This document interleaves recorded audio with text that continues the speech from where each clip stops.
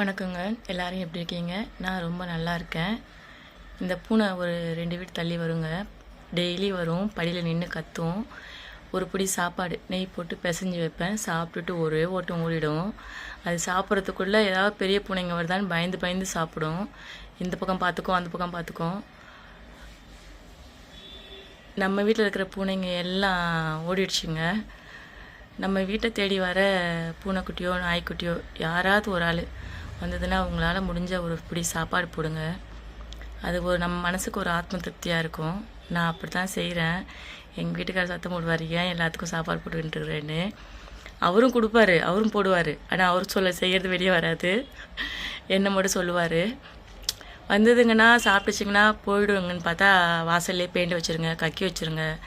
அதுதான் ரொம்ப கஷ்டமாக இருக்கும். மற்றபடி வேறு ஒன்றும் சொல்ல முடியாது. அதனால் சொல்லுவார், நம்ம வீட்டை தேடி வர நாய்க்குட்டியோ பூனைக்குட்டியோ உங்களால் முடிஞ்ச சாப்பாடு கொடுங்கங்க.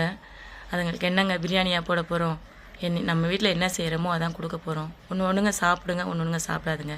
பிஸ்கட் சாப்பிடுவோம், பால் குடிக்கும். அது ஏதாவது ஒன்று வீட்டில் என்ன இருக்கோ கொடுங்கங்க. நம்ம மனசுக்கு ஒரு ஆத்தம் திருப்பிங்க. நன்றிங்க.